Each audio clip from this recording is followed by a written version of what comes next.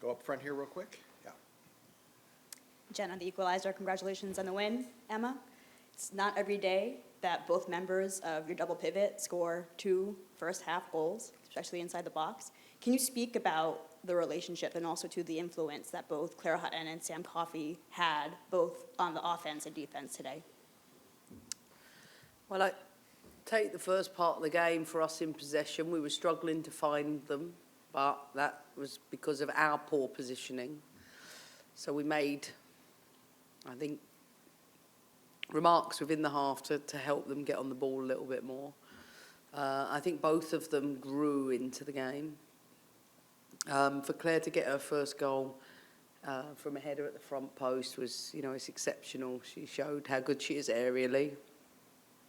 And for Sam, I think she's in the form of her life. I think she's getting better with every game. I think she's finding her flow, she's elevating all the time her performances. And I say this all the time, she is a top player. And what a great role model for Claire and someone to grow alongside. So I think both of them, put in exceptional performances, and really, really happy with both of them. Go there and then to Jeff and then there, yeah. Rowie Hadar, MSNBC. Thank you for your time, Emma.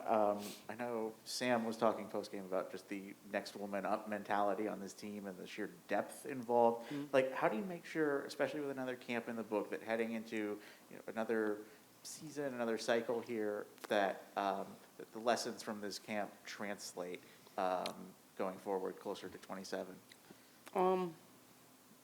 Well, it is a big gap, so that makes it tricky. But I said to the players in the end in the huddle is that if you want to compete to win the biggest things, it's not what you do here that matters, it's what you do when you go back to your club.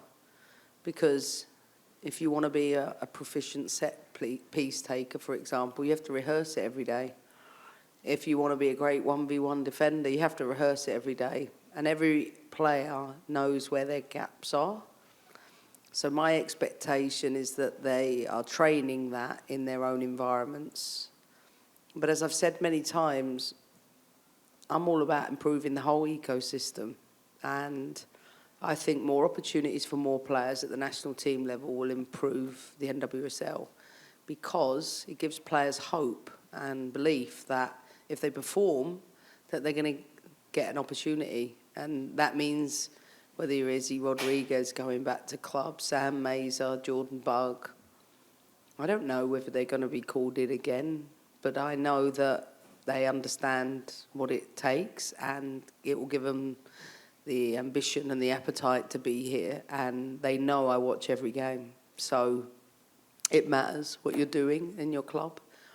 And this is a big country. Clearly, there's a huge talent pool there, but I don't mean to be a Debbie Downer, but we haven't won anything. We've just won a game.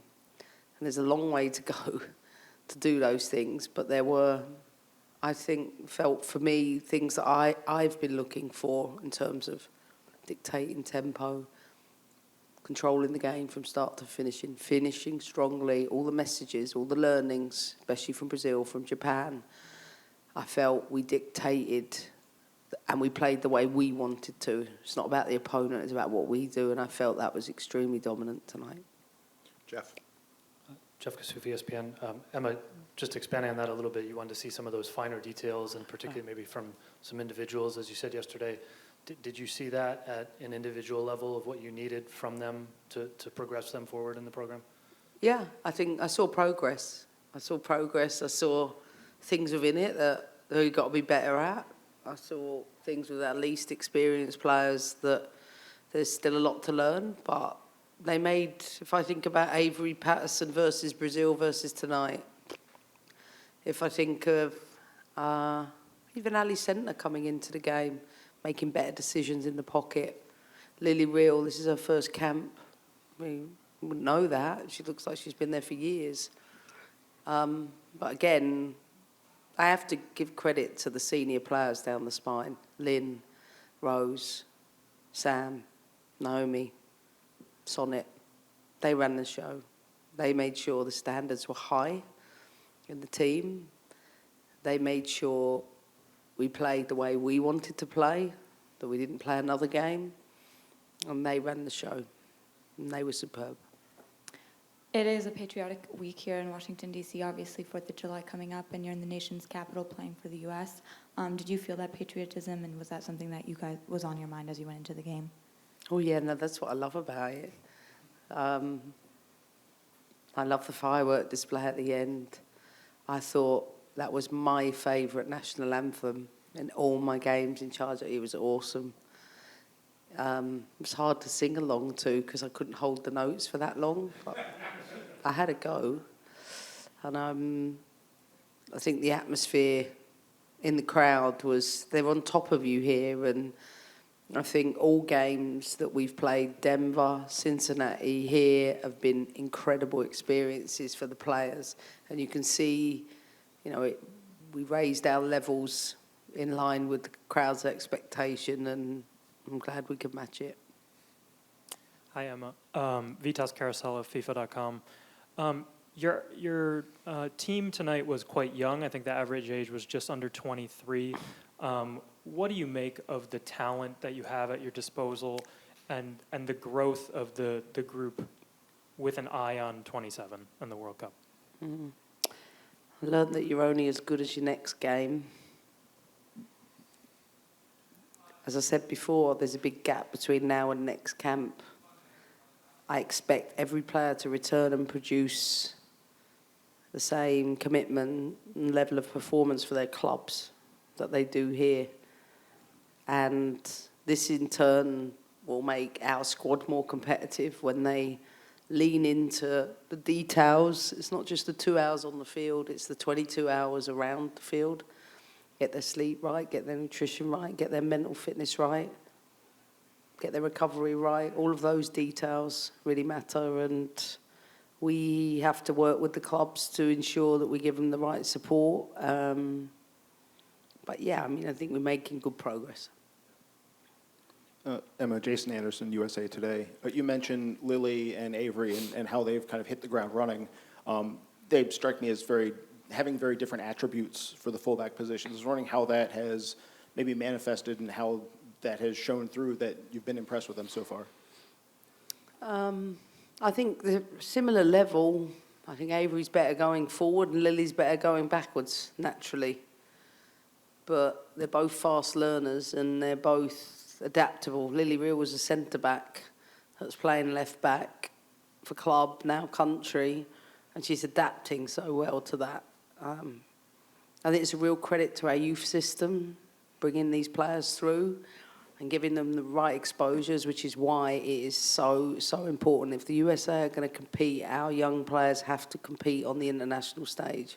They have to play in under 17 World Cups and under 20 World Cups and under 23 fixtures. This is what you have to do to close the gap. And I think sometimes, maybe because this country's always been successful, we might think we don't need to do those things. Well, I watched a game, the other 17s the other day, and I watched Japan play us, and I mean, played us off the park. And all I kept thinking was we've got a lot of work to do technically, tactically. That's at the 17s age group. Yes, our players are getting exposures at the pro level, but look at the impact an under-28 World Cup can have on Ali Centre. And I could name many players across the world, the impact that has and how that translates into senior national team success. So we have to work with the clubs because sometimes these competitions fall outside the calendar. But there's an under-20 World Cup next year, and I will want to make sure our best players in that age category are going to the under-20 World Cup. So we have to work together with the NWSL, maybe the broadcasting, to get these things right because it matters for the USA. And in turn, I think we have to make sure we work with the clubs to get the loading right so that we're sending the players back fresh. And it's a partnership and one that we've got to keep building. JT right there. Thanks, Aaron. Jonathan Tannenwald of the Philadelphia Inquirer. The players, the pool of players, as you said, is there. They all do the work at their clubs and when they come in and so on. but it still takes a senior national team coach to put your trust in them Yeah. and put them on the field. As we know, you left a lot of the European veterans to have this period off. For you, what does it mean for you to place that trust in them and see them rewarded on a night like this? I think you have to look at my career to know it's not like a concern for me playing less experienced players. I've always maintained I'm a developer and a builder. So, but I also have been involved with a winning team for 12 years. And to create successive competitive environments, you have to keep evolving. And I felt that's something we've been doing even, in the lead up to the Olympics. That was a very inexperienced group, but we're not going to win something again doing what we did in exactly the same way. To win a World Cup, it's another level. It's another level. So I trust the players. They know that.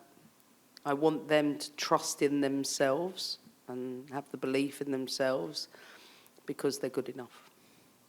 Last two right here, and then we'll go one online. Steve Long, Post International. Alyssa Thompson was her usual energetic self tonight. In the first half, the ball was going down the right frequently, and she was being free on the left and not getting the ball. Second half, she was still active, and she was moving on one side or the other occasionally. Was that an adjustment at halftime? Was it deliberate, or was it just flow of the game? Yeah, we struggled to come out the left, even though the space was there, and that's why I was talking about the positioning of the pivots, because we still had to have low support options in the deeper spaces or when it went wide. And because we didn't get her on the ball as much. But I thought their right back had a really good first half against Alyssa. I thought second half just adapted some things, not just with her movement, but the positioning of Lily, the positioning of Rose, the positioning of Sam. And all of those things add up to create more opportunities for Alyssa. And we found another level, I think, second half. So. All right, we got one more, and then online, then we're done. Go ahead. Jose Amani for WTOP. Thank you for speaking with us. For the second game in a row, you've had the fans cheering for their local club players to come in the match. You had Tara and Croy chants. What were your thoughts on the chants? And Tara coming in, was when you put her in, immediately quick impact with the goal, with the assist for the goal. What did you think of On her birthday. Her coming in and on her birthday? Well, what a nice coach I am.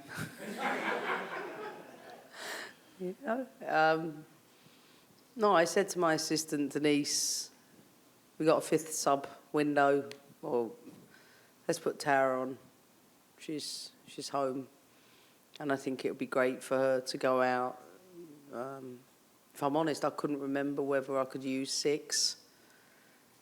And so Croy didn't go in because of that. But I still think Croy is, just working her way back. Tara established herself a little more in the national team, and she's been such a great squad player that contributes to the team in so many quiet ways, and feel like she's really growing in the environment. So I was so happy for her to go in, especially on her birthday.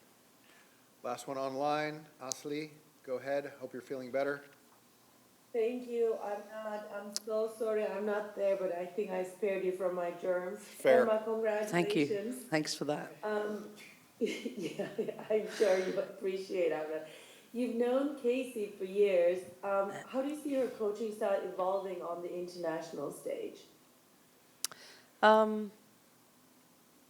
Casey has, demonstrated at both Man United and San Diego that she's worthy of coaching at the international level. I think it's too early to talk about her impact with Canada. She's just got the job. I know how long it took me to figure out some of the playing pool, so I think she will be working through which players will form, the mainstay of her group. But honestly, I'm not interested in that. I was only interested in what we're doing. So I can't sit here as a adopted American and say, I've got to think about Canada's long-term development. I've got enough work to do on my own. So I'm not going to give her a head start. Thank you. Thank you, everybody. Thanks, Emma. Appreciate it. Thanks, guys. All right, thanks. Thank you.